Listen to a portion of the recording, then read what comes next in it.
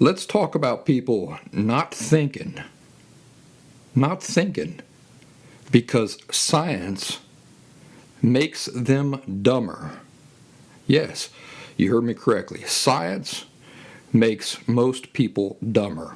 I'll tell you why that is. It's because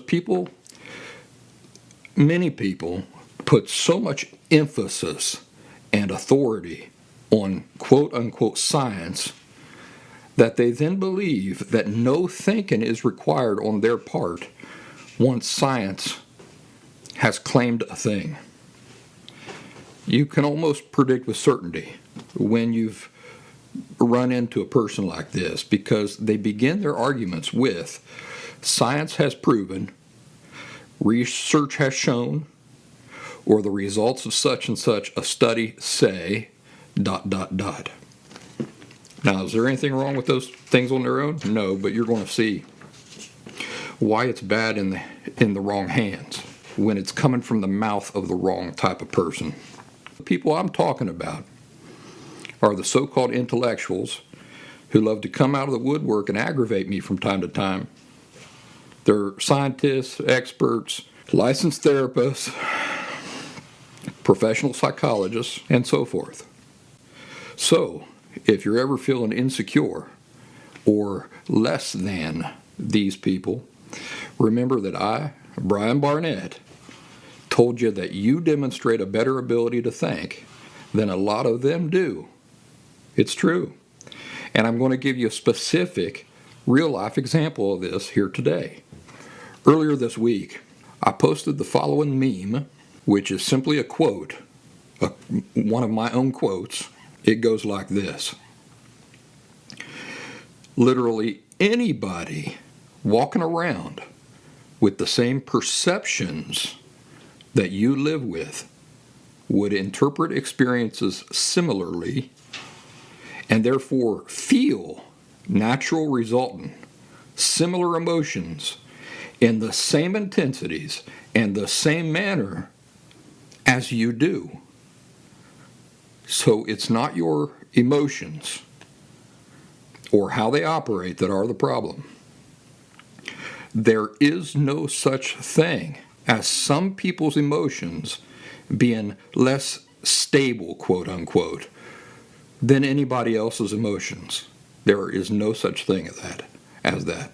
The quote goes on, if anybody perceived an experience through the same understanding and the same filter that you do, which causes you to fly off the handle or get sad or experience jealousy, they also would fly off the handle or get sad or experience jealousy.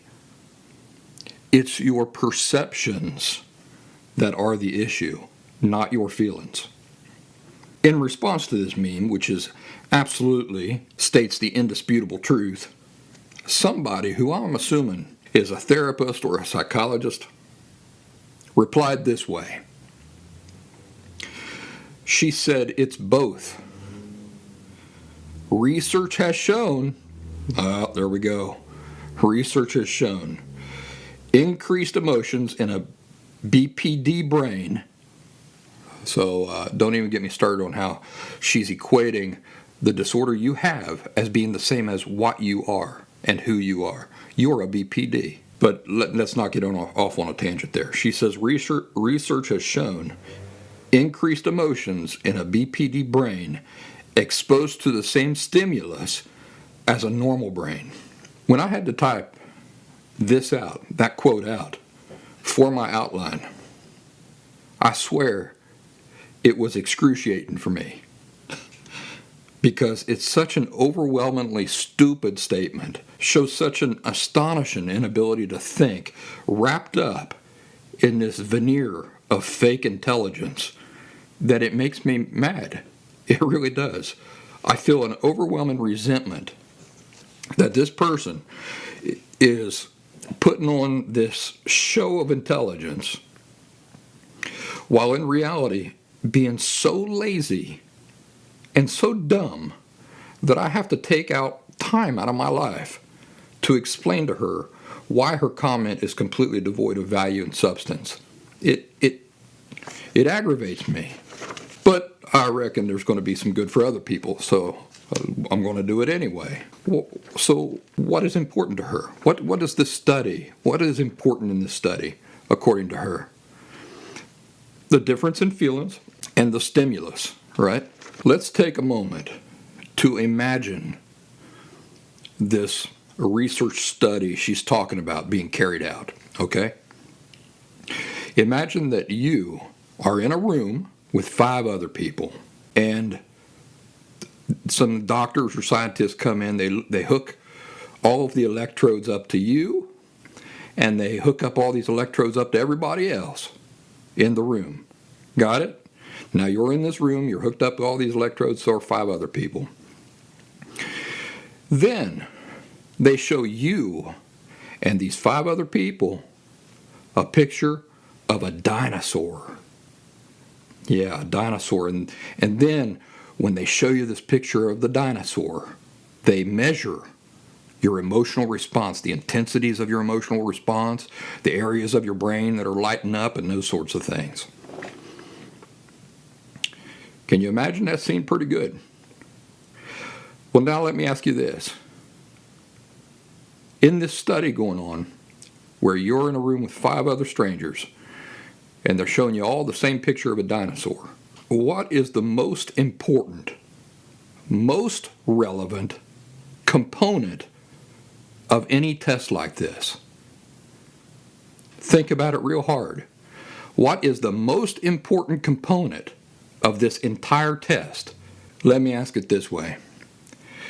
Is the most important component of this test, of you being in this room, hooked up to electrodes, seeing a picture of a dinosaur with 5 other people, is the most important component of this test, the thing that is the most relevant to the outcome?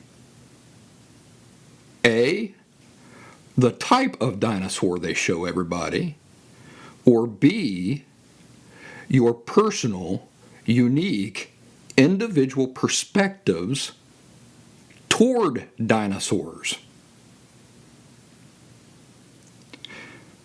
What is the component of the test that is the only relevant part of the entire test?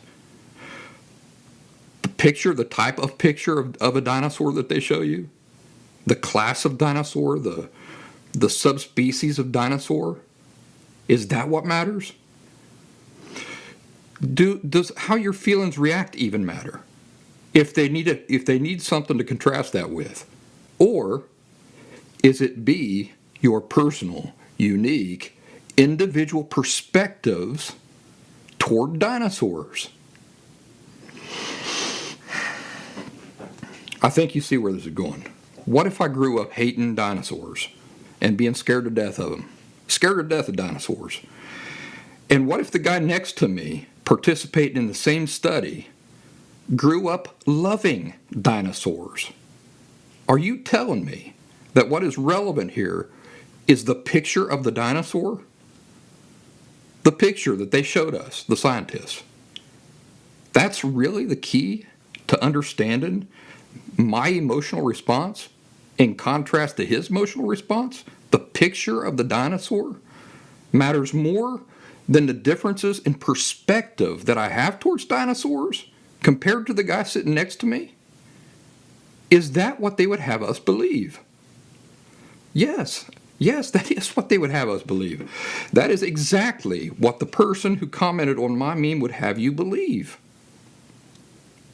That emotions are this magical thing that function independent of my perspectives. So when I see a picture of a dinosaur and the electrodes stuck all over my forehead start firing like crazy, this is just some spontaneous magical thing. It just happens. Emotions just magically come into being. And then they look at the guy sitting next to me and they see that his emotions are behaving differently and in different intensities. And what's the conclusion? The conclusion is that my emotions behave differently than that guy. What if I go away for a year? And in that time, I've started studying dinosaurs.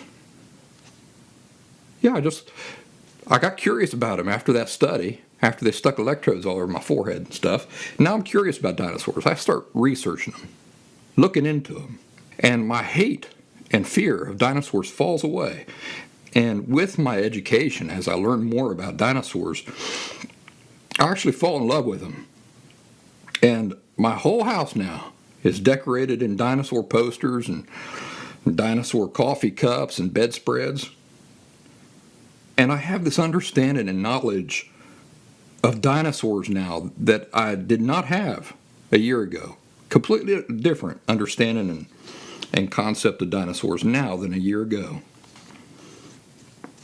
Remember what happened a year ago? Yeah, that was when those brainiac dopes tested me and come to their conclusions.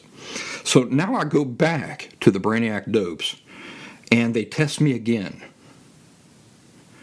Now, are my emotions going to behave the same way as when I was there the first time and they were showing me a picture of a dinosaur?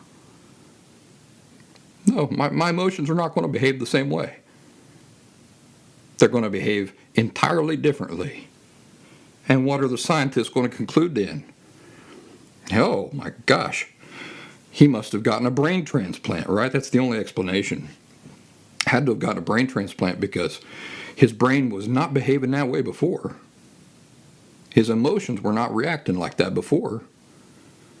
Or maybe they'll conclude that the real me died and another me appeared from an alternate dimension.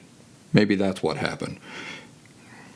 Throw me into a lab and study me even more because they say it can't be the same guy. It looks just like him. He must have come from an alternate dimension because his feelings are behaving differently than they did the last time we showed him pictures of dinosaurs.